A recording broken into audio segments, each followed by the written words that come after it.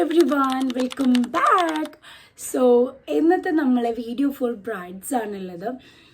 അപ്പോൾ ഇന്ന് മുതൽ നമ്മൾ വിചാരിക്കുന്നത് നമ്മളൊരു സീരീസ് ആയിട്ട് സ്റ്റാർട്ട് ചെയ്യാന്നുള്ളതാണ്. ബിക്കോസ് എന്താ വെച്ചാൽ നമുക്ക് ഒരുപാട് കാര്യങ്ങൾ പറയാനുണ്ട്. അപ്പോൾ ഐ തിങ്ക് ഒരു സീരീസ് ആയിരിക്കും വിൽ ബി ബെറ്റർ എന്ന് തോന്നുന്നു. സോ ഇന്നത്തെ നമ്മൾ സീരീസ് എന്ന് പറയുന്നത് മെയിൻലി നമ്മൾ കല്യാണം അല്ലെങ്കിൽ വെഡ്ഡിങ് ഉറപ്പിച്ച് കഴിഞ്ഞാൽ കൂടുതൽ ശ്രദ്ധിക്കേണ്ടതെന്ന് പറയുന്നത് നമ്മളെ വെഡ്ഡിങ് ബഡ്ജറ്റാണ്. സോ നമ്മൾ ഇന്നത്തെ സീരീസിൽ നമുക്കൊരു 10 സീരീസ് ഉണ്ടാവും. ആ 10 സീരീസും ഫോർ എന്താണ് വെഡ്ഡിങ് ബഡ്ജറ്റിനെ കുറിച്ചുള്ളതാണ്. സോ നമ്മൾ വെഡ്ഡിങ് ബഡ്ജറ്റിൽ ഇന്നത്തെ ഫസ്റ്റ് സീരീസ് എന്ന് പറയുന്നത് determine your wedding budget. Yes, അപ്പോൾ അതായത് സിംപ്ലി പറഞ്ഞാൽ എന്താ വെച്ചാൽ നമ്മൾ ഫസ്റ്റ് ഓഫ് ഓൾ നമ്മൾ ബഡ്ജറ്റ് തീരുമാനിക്കുന്ന സമയത്ത് നമ്മൾ ഏറ്റവും കൂടുതൽ പ്രയോറിറ്റി കൊടുക്കേണ്ടത് ആരാണോ നമ്മളെ വെഡിങ്ങിന് കോൺട്രിബ്യൂട്ട് ചെയ്യുന്നത്. മേ ബി ചിലപ്പോൾ പാരൻസ് ആയിരിക്കും, അല്ലെങ്കിൽ എന്തായിരിക്കും നമ്മുടെ ബ്രദേഴ്സ് ആയിരിക്കും. ചില സമയത്ത് ചില വീടുകളിലൊക്കെ നമ്മളെ മദറിൻ്റെ ബ്രദർ, അതായത് നമ്മളെ മാമിന് അങ്ങനെയൊക്കെ പറയില്ലേ, യെസ്, അവരായിരിക്കും എന്ത് ചെയ്യുക നമ്മളെ വെഡ്ഡിങ്ങിൽ കോൺട്രിബ്യൂട്ട് ചെയ്യുന്നത്.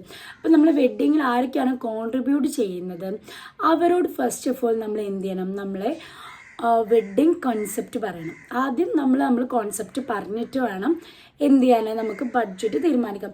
പല സമയത്തും നമ്മൾ ഒരുപാട് പേര് എക്സ്പീരിയൻസ് ചെയ്തിട്ടുള്ളത് എന്താണെന്നറിയോ, പൊതുവേ എല്ലാ പ്രോഗ്രാംസും നമുക്ക് ആഗ്രഹം ഉണ്ടാകും, ബട്ട് ചില പ്രോഗ്രാം നമ്മൾ അവരുടെ ഫൈനാൻഷ്യൽ സ്റ്റാറ്റസ് വിചാരിച്ചിട്ട് എന്ത് ചെയ്യും അവരോട് പറയില്ല.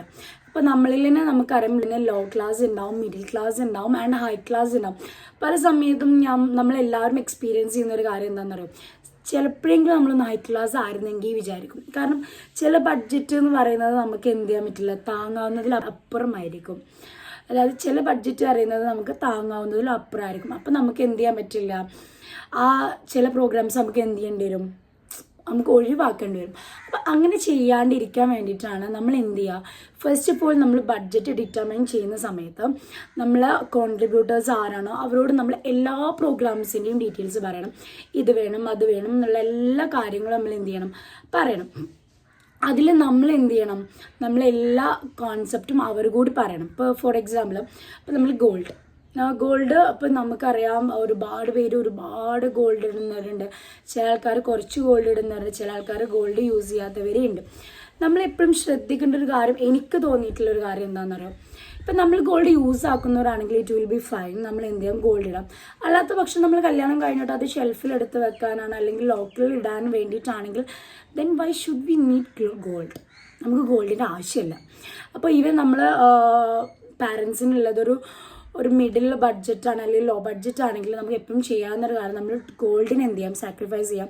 പൊതുവേ എന്താണെന്ന് വെച്ചാൽ ജനങ്ങൾ എന്ത് പറയും, ആളുകൾ എന്ത് പറയും എന്നുള്ളതൊക്കെയാണ്. ബട്ട് എന്ത് ചെയ്യാം, നമുക്ക് സാക്രിഫൈസ് ചെയ്യാൻ പറ്റുന്ന ഒരു കാറ്റഗറിയാണ് ഗോൾഡ് എന്ന് പറയുന്നത്.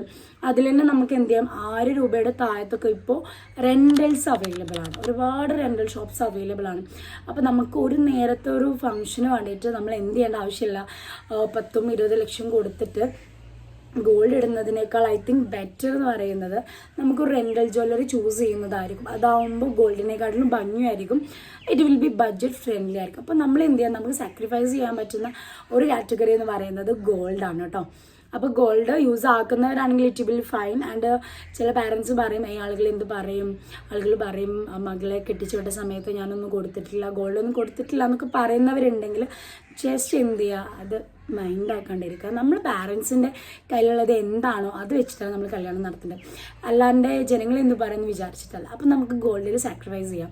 സെക്കൻഡ് എന്ന് പറയുന്നത് നമ്മൾ കോൺസെപ്റ്റിൽ നമുക്ക് ഇൻക്ലൂഡ് ചെയ്യിപ്പിക്കാൻ പറ്റുന്ന ഒന്നാണ് ഡ്രസ്സ്. ഇപ്പോൾ ഓരോ കാസ്റ്റിലും ഓരോ റീജിയനിലും പല ടൈപ്പിലാട്ടോ. ഇപ്പോൾ മുസ്ലിംസിലാണെങ്കിൽ നിക്കാഹ് റിസപ്ഷൻ എന്നൊക്കെ ഉണ്ടാവും.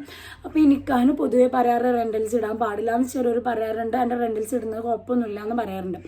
അങ്ങനെയുള്ളവരാണെങ്കിൽ ഇപ്പോൾ 2 പ്രോഗ്രാംസ് ഒക്കെ ഉണ്ടാകും, നിക്കാഹ് റിസപ്ഷൻ.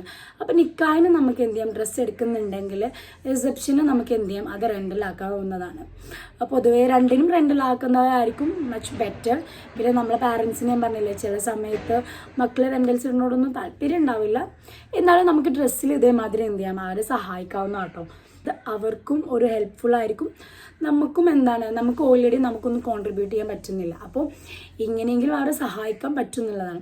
പിന്നെ നമ്മൾ പ്രോഗ്രാംസിൽ നമുക്ക് എന്ത് ചെയ്യാം, ചില കാര്യങ്ങൾ നമുക്ക് സാക്രിഫൈസ് ചെയ്യാം. ഇപ്പം ചില സ്ഥലങ്ങളിൽ ഇപ്പോൾ നമുക്ക് ഫോർ എക്സാമ്പിൾ ഇപ്പോൾ നമ്മളൊരു ഫോട്ടോഷൂട്ട് നടത്താൻ വേണ്ടിയിട്ട് ഒരു പ്ലേസ് തിരഞ്ഞെടുക്കുന്ന സമയത്ത് നമുക്കൊരു ഹോമോ അല്ലെങ്കിൽ അങ്ങനെ എന്തെങ്കിലും പ്ലേസ് തിരഞ്ഞെടുക്കാം. അപ്പോൾ അവിടെ എന്ത് ചെയ്യില്ല, റെൻറ്റിൻ്റെ ആവശ്യം വരുന്നില്ല. അതായത് അവർക്ക് അഡ്വാൻസ് കൊടുക്കേണ്ട ആവശ്യമൊന്നും വരുന്നില്ല. ഈവൻ നമ്മൾ റിസോർട്ട് അല്ലെങ്കിൽ അങ്ങനെ ഒരു പ്ലേ സ്റ്റേഷൻസ് അങ്ങനത്തെയൊക്കെയാണ് നമ്മൾ സെലക്ട് ചെയ്യുന്നതെങ്കിൽ അവിടെ എന്ത് ചെയ്യണം, അഡ്വാൻസ് ആയിട്ടൊക്കെ റെൻറ്റൊക്കെ കൊടുക്കേണ്ടി വരും.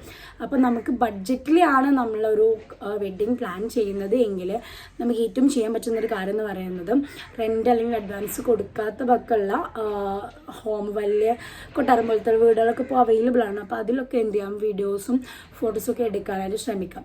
അപ്പോൾ നമ്മൾ ഫസ്റ്റ് എപ്പോഴും ശ്രദ്ധിക്കുക, determine your budget only based on your parents budget. Okay, അവരുടെ ബഡ്ജറ്റ് എത്രയാണോ അതനുസരിച്ച് എന്ത് ചെയ്യാം, നമ്മളെ ഓവറോൾ വെഡ്ഡിങ് ബഡ്ജറ്റ് എന്ത് ചെയ്യണം, ഡിറ്റർമൈൻ ചെയ്യണം. ഓക്കെ, അപ്പോൾ ഇത്രയുള്ളൂ നമ്മൾ വീഡിയോ. ഇനി നെക്സ്റ്റ് ഒരു സെഷനായിട്ട് നമ്മൾ പിന്നെ വരുന്നതായിരിക്കും. ബൈ.